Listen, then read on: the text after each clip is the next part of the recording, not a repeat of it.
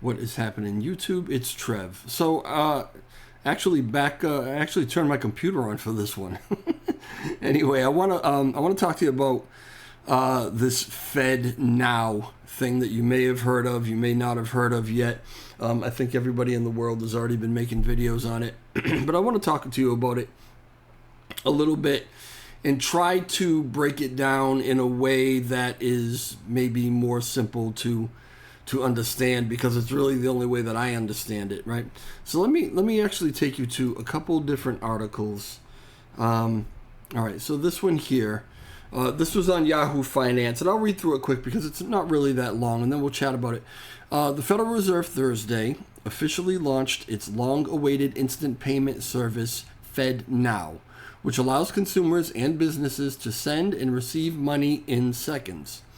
The system lets Americans pay for groceries instantly, businesses pay their suppliers, or people pay each other.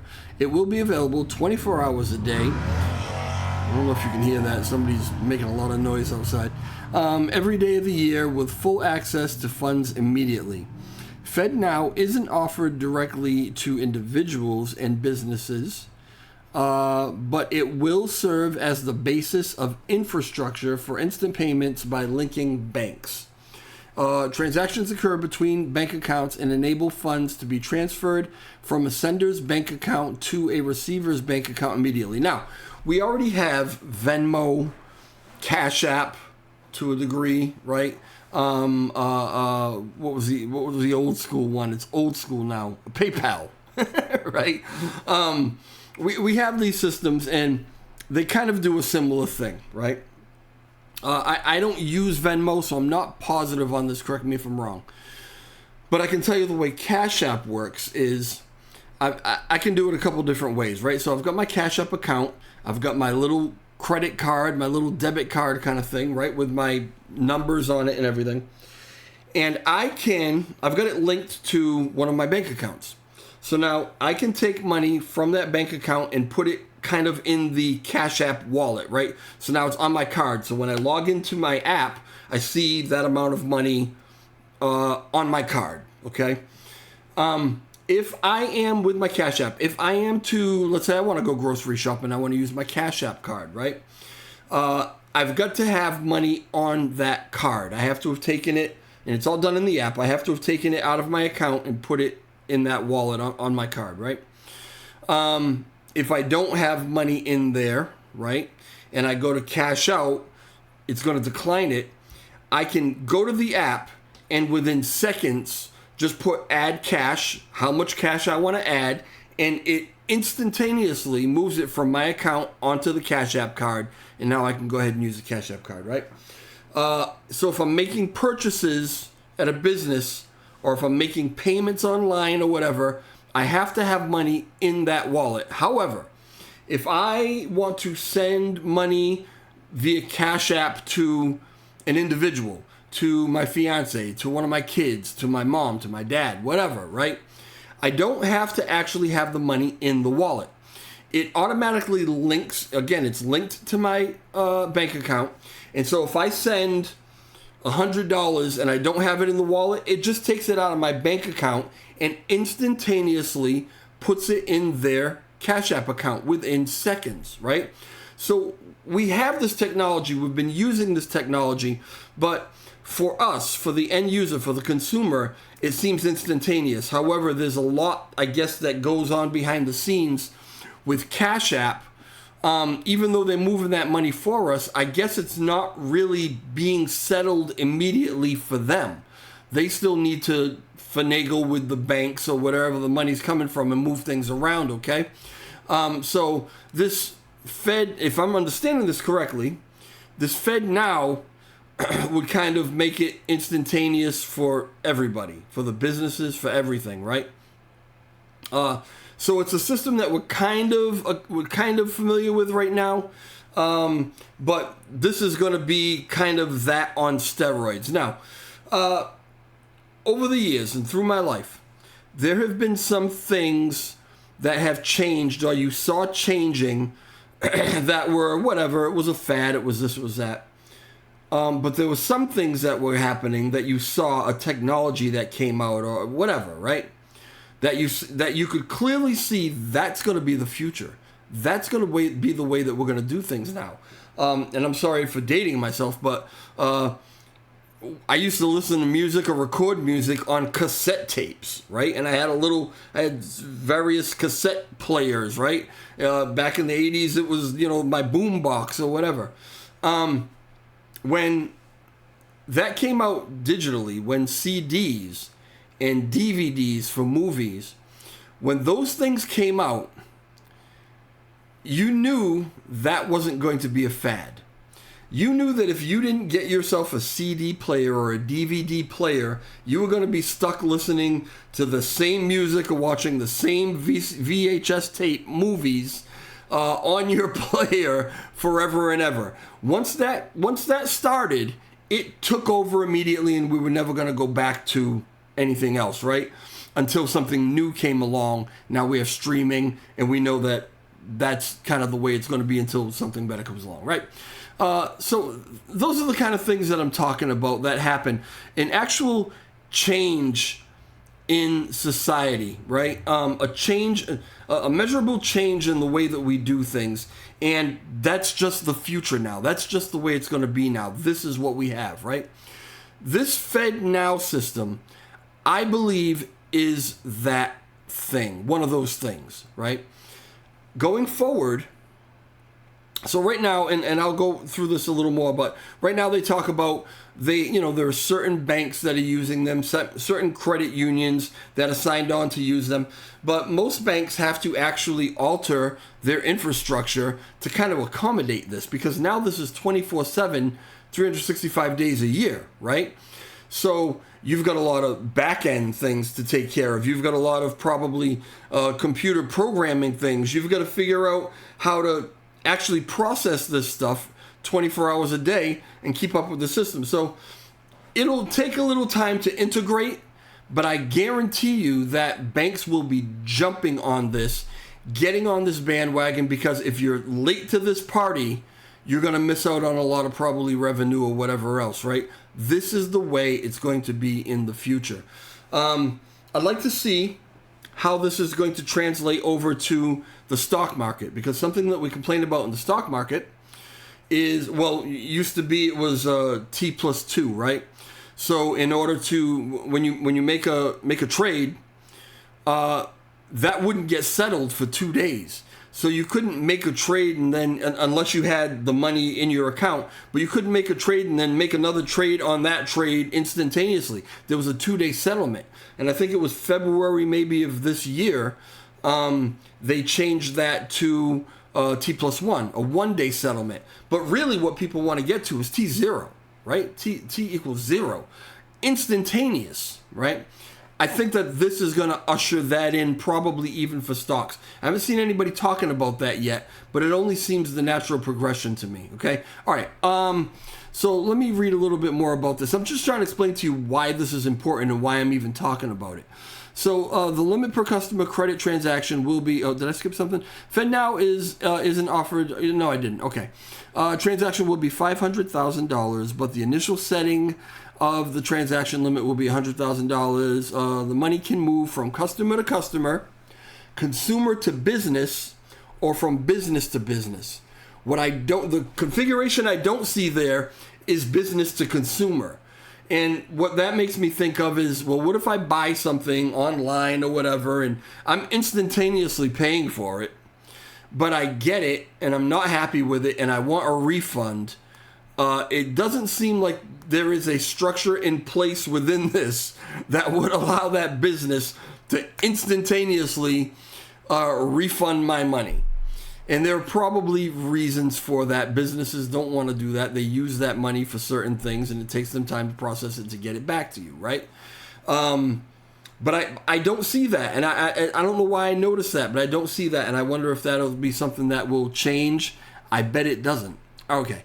The Federal Reserve built the FedNow service to help make everyday payments over the coming years faster and more convenient, says Federal Reserve Chair Jerome Powell. And there's Mr. Powell now.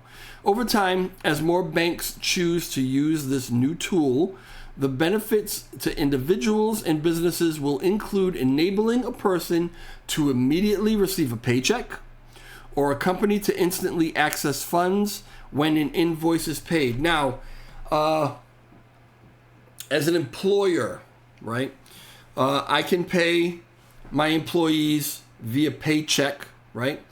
And what I have to do is, so they worked last week, right, Monday through Friday last week. By Monday, I've got to let the accountant know what the hours were for those employees so that they can process that and send the information to the bank.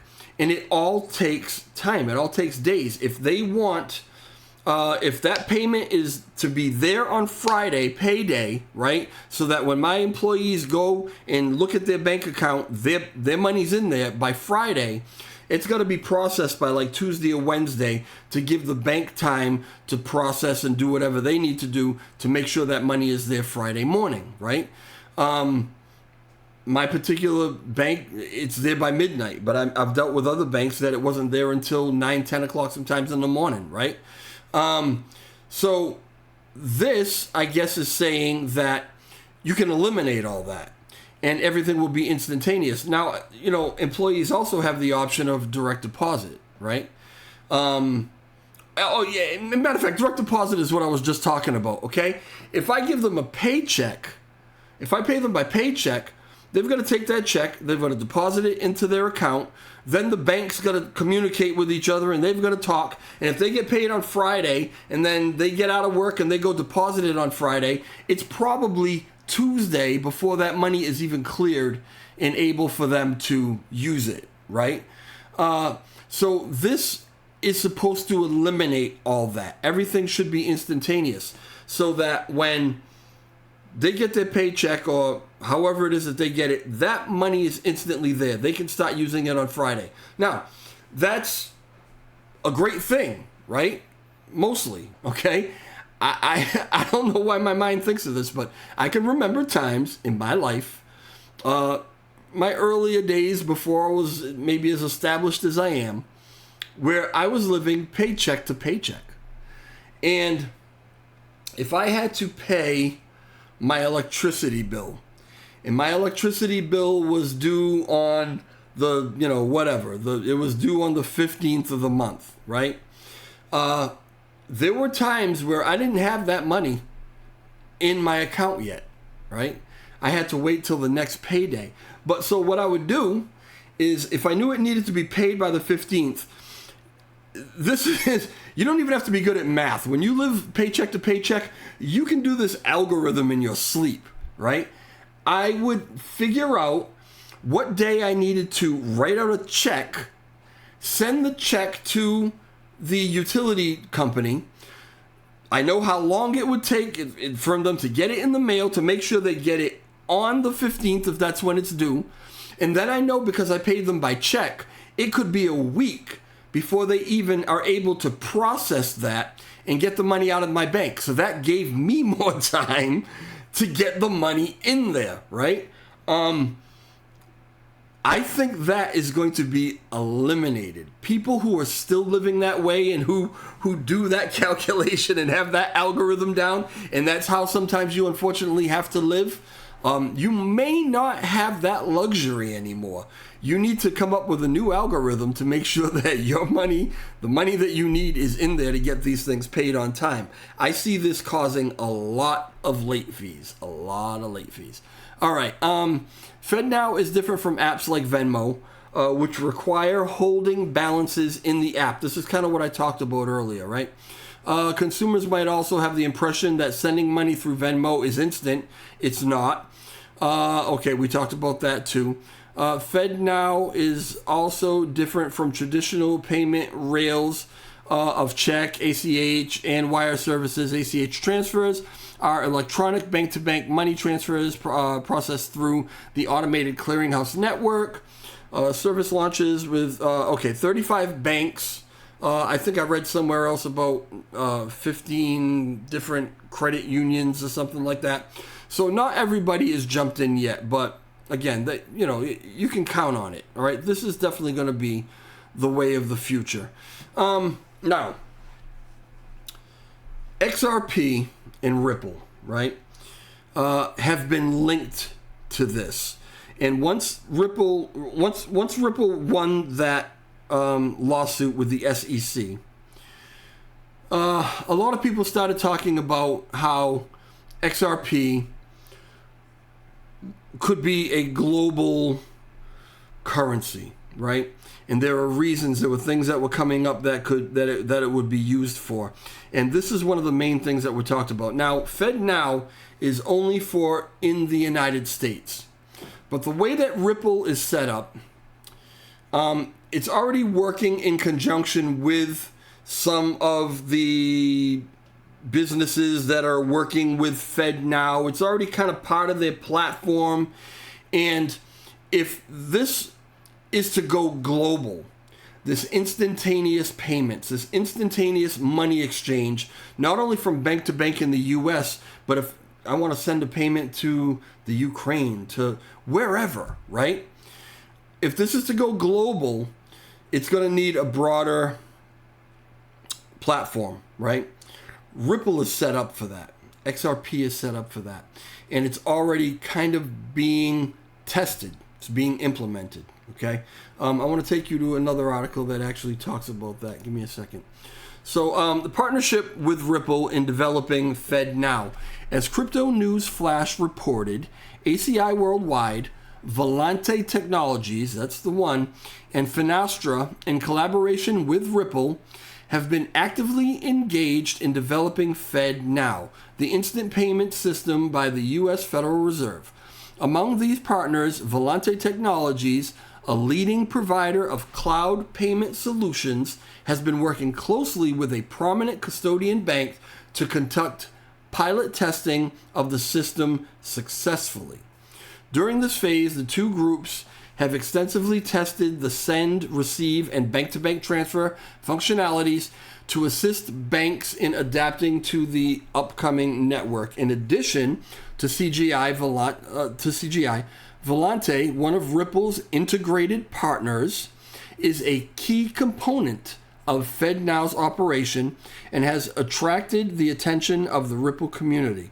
According to certain claims, this partnership could benefit Ripple and XRP. I think that's safe to say. Because of the interface with Ripple, Volante users could use XRP on their platform. Volante and Ripple have been actively working together to launch cutting-edge payment options. So when this thing goes global, right, XRP, Ripple, will probably be at the forefront of that. Now, I'm not ready yet to say that this is one of those things we talked about, like the DVD or whatever, right? That is definitely going to be the future, but it is very much looking that way. Very, very much looking that way. So here's the part that the disclaimer comes in. This is not financial advice. I am not a financial advisor. I'm just bringing this stuff to your attention and letting you know I currently own about 1,200 XRP, right? That's not nearly as much as I would like to own. We don't know if this actually comes to fruition the way it seems to be shaping up. We don't know where XRP will go, but I think it's a safe bet to say it will go up from where it is, right? And where is it right now, actually? Do I even have it? Let's see. Yeah. So here's a chart for XRP, and it's been hovering in this, kind of 70-cent range to 80-cent range. It's kind of consolidating in there. This was obviously before the ruling, right? Then the ruling happened, and boom, we shot up to way up here in the 90 something cents, 93 cents, 94 cents, somewhere around there. That was the wick. I mean, the candle was, in the 82 cent range, and that's pretty much where we've been, right? But if this goes down the way it seems to be going down, and I'm not sure the time frame. Some people are saying by the end of this year, maybe beginning of next year. Some people are saying, within the bull run. If it happens that way and we get this mass adoption of all the banks in the U.S., and then this starts taking off into, okay, how can we do this globally, which I think is the way it's going to go. I think we're going to see some phenomenal gains with XRP. If all that goes down. So I've got my 1,200. I've seen people talking about if you've got 500, you can be a millionaire. Well, I mean, XRP's got to be what? If you've got 500 XRP and you want to be a millionaire, it's going to be what, $200 per token, right? Or something like, am I doing the math right? The market cap would be way beyond Bitcoin. And I'm not saying that the market cap of XRP cannot exceed Bitcoin. It's hard to fathom.